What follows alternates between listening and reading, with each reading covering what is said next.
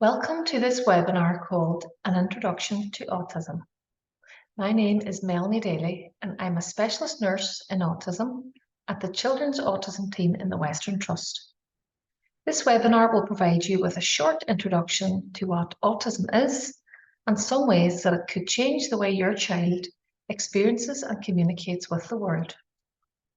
You might be watching this webinar because your child has received a diagnosis of autism. And for some people, this will feel like a relief to finally be able to confirm how their child needs extra support or why they display certain qualities. However, for some people, this will be a confusing and stressful time, and this diagnosis may not be what you were expecting. I wish to start by saying that receiving this diagnosis does not change one thing about your child. Your child is perfect and complete exactly as they are. Receiving a diagnosis of autism simply allows us to have a better understanding of how your child processes information and experiences the world differently. It may also be helpful for your child to understand themselves, why they feel or behave in certain ways when they are in certain situations.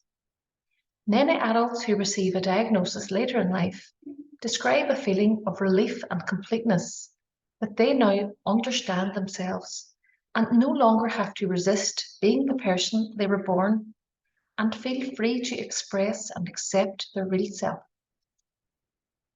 The definition of autism has changed a lot in recent years, and you might notice there are a number of different descriptions around. The ICD tool used to assess autism describes autism as a neurodevelopmental disorder.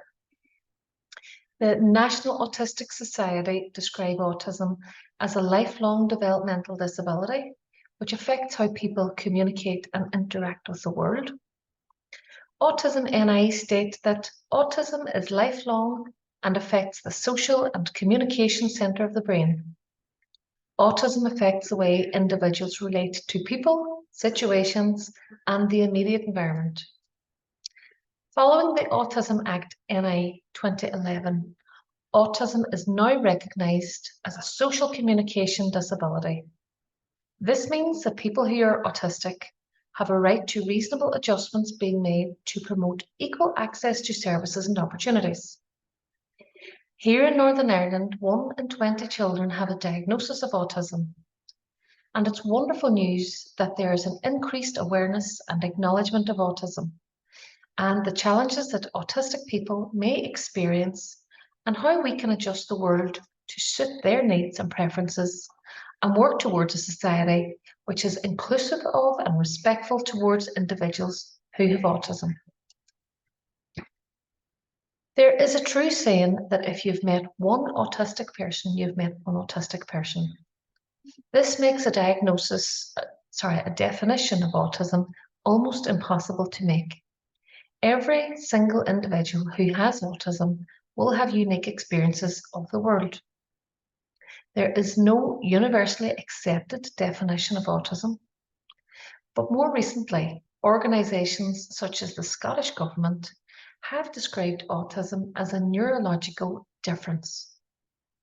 People who have autism are all unique and different, just like non-autistic people. They may have some characteristics that they share, which will be useful for us to understand. However, it's really important to acknowledge that we are all different in this world, and not only would the world be a very boring place if we were all the same, but we really need a variety of people and neurotypes in order for our world to thrive. And this is a lovely quote. Everyone in this world is different and have a variety of talents and ideas to share with others. Let's celebrate our uniqueness and create a world where everyone can be themselves. Some of the world's very talented autistic people, which you may have heard of, are Elon Musk, in this picture, Lionel Messi, Eminem, Melanie Sykes, Bill Gates, Albert Einstein, Steven Spielberg, Vincent van Gogh, all of who went on to have extremely colourful lives and careers, and who gave so many gifts to the world. And these are only some of them. And in fact, some of the people in this picture have described their autism as a gift to them. There is a formal criteria for receiving an official diagnosis of autism, and this includes a description of a set of characteristics that autistic people have in common, but which will always affect them differently. This includes social communication, social interaction, and restrictive and repetitive behaviours. In this webinar, we will discuss what these mean and how we will touch on how they may impact on your child or young person's experience of the world. And if there is anything that we can do to adapt the world around your child or young person to suit their neurological difference. Some autistic people have differences in how they send or receive information during interpersonal communication. So, for example, some autistic people do not use speech to communicate at all, whereas some use speech exceptionally well, but would prefer clear and literal use of language and words because they interpret sarcasm, jokes, and idioms all very literally. Sometimes people who are autistic require a little extra time to process language and instructions, or maybe they like to use language and words differently, such as by repeating them. For example, maybe their favorite phrase or a line from their favorite film. Autistic people can also have differences during interactions, which can impact on the communication.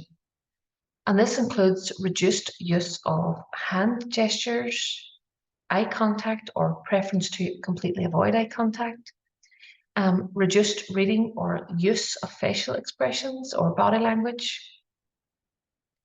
This means that there are differences in how they recognize feelings, emotions, or intentions in others, and how they themselves communicate their emotions, needs, or feelings to others also. This can cause challenges for autistic people because sometimes they don't recognize when someone is being sad or upset, and they could be perceived as maybe not being sensitive. They might seem like they're not listening or even being cold towards someone who is seeking their support or affection. And this can cause anxiety for some autistic people because they worry then about unintentionally upsetting others. It can mean that friendships are more difficult for autistic people to establish or maintain, or maybe even their peers may not understand them at times. Because of the difference in how they process and communicate information, peers can find their behaviours or responses a little strange or unusual. However, when autistic people are nurtured in an environment surrounded by people who understand their differences, this can make life a lot easier for them. Sometimes autistic people have a preference for routines. Life can feel safer and calmer when it is predictable. And this might be that they enjoy eating exactly the same foods every day, or they take the same route to school every morning. And changes in this routine can lead to them feeling deeply unsettled or distressed. So this is why changes or transitions can be a source of stress or anxiety. You may also be aware that some autistic people find repeating movements such as hand flapping, hair twirling, or other mannerisms such as spinning around or pacing the floor are calming and grounding for autistic people. If you have a child or young person who has been diagnosed with autism, you may also have noticed that they have an interest in a very specific topic, which may seem intense. For example, he or she might have an extensive knowledge of dinosaurs, including all of their names, what they eat, characteristics of different types of dinosaurs, and it might feel like your child talks about this constantly. Being autistic can mean that there is an increased pleasure from pursuing their specific interests or passions, which brings them a lot of joy. And many autistic people describe how this is a great strength for them. So, how can you improve communication? Here are a number of simple things that we can do to support autistic people with communication. You can ensure that you have your child's attention by using their name so that they may be more aware your communication is directed at them. This might mean going down to your child's eye level and saying, "Lucy, Mummy is talking to you." Try to gain your child's attention if you can.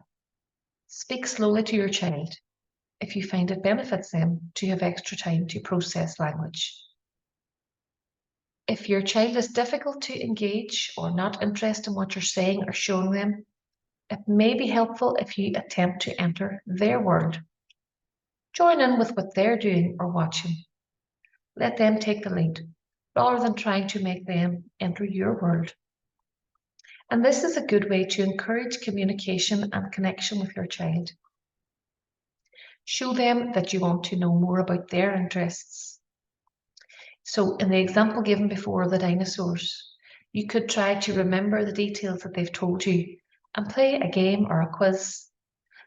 Be creative. Just, you will know your child, and your child's interests will be unique and specific to him or her.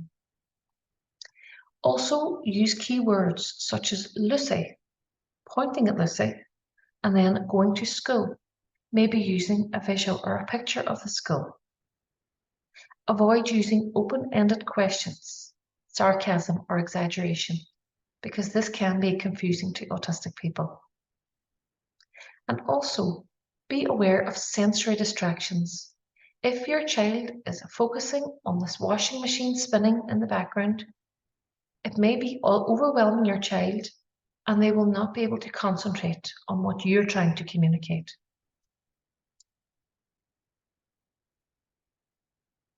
As we discussed, some people with autism don't always use language as their first choice for communication. Many have a preference for pictures. Social stories and visual supports are an excellent way to support effective communication and respect the difference that autistic people have for communication. Social stories are short, visual descriptions of an event which gives children with autism a specific and clear picture in their mind of what to expect or of a change. So, an example would be moving school. By creating and showing a series of pictures, a bit like a comic strip, perhaps a picture of outside the school, the teacher, the playground, the front door of the school, the canteen. Maybe put them in order that the child is going to experience them, and perhaps a picture showing 3 o'clock and Mummy standing beside the school gate. This uses the child's communication preference to prepare the child for this transition and for what is going to be expected in a school day in their new school. These can be used for many other reasons, such as to explain how people feel in situations, to provide feedback or commend an autistic person, or to help them to manage their own emotions and help them to consider their own reactions.